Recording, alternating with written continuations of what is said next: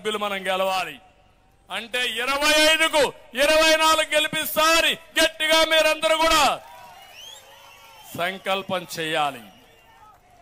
ఎందుకు అడుగుతున్నానంటే రాజధాని కట్టుకోవాలి, పెట్టుబడి తెచ్చుకోవాలి, పోలవరం పూర్తి చేయాలి, రైతులకు సబ్సిడీలు ఇవ్వాలి, ఉద్యోగ ఉపాధి అవకాశాలు కల్పించాలి, ఉద్యోగస్తులకు న్యాయం చేయాలి, పెన్షన్స్ కి మొదటి తారీఖున పెన్షన్ ఇవ్వాలి, ఈ పేదవాళ్ళకి పింఛన్లు కూడా మొదటి తారీఖు ఇవ్వాలి.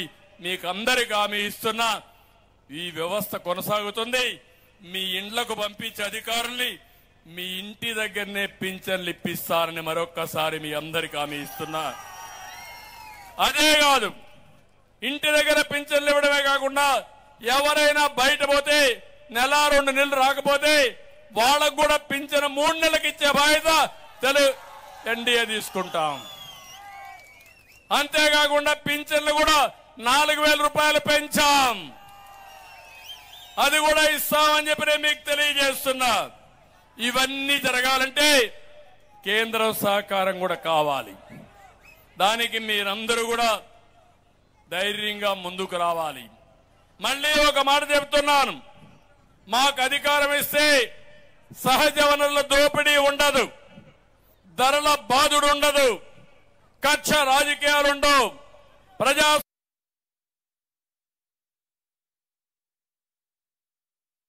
పైన దాడి ఉండదు, వ్యవస్థ నిర్వీర్యం ఉండదు. నమ్మకం, భరోసా ఇచ్చే పాలన ఎన్డీఏతోనే సాధ్యమని మరొక్కసారి విజ్ఞప్తి చేస్తున్నా. కావాలని కొంతమంది మిమ్మల్ని రెచ్చగొడతారు. మొన్నటి వరకు ఇష్టానుసారంగా రాజకీయం చేసిన వ్యక్తులు ముస్లింల దగ్గరకు వచ్చి మీకు రక్షణ లేదు, 4% రిజర్వేషన్లు ఉండవు అంటారు. 4% రిజర్వేషన్లు కాపాడింది తెలుగుదేశం పార్టీ. సుప్రీంకోర్టు కూడా అడ్వకేట్లు పెట్టి కాపాడాం. అనేక సంక్షేమ కార్యక్రమాలు, వక్ఫ్ బోర్డు ఆస్తుల్ని కాపాడడం, ఉర్దూ 2వ భాష చేయడం, ఒకటి కాదు అన్ని చేసిన పార్టీ తెలుగుదేశం పార్టీ.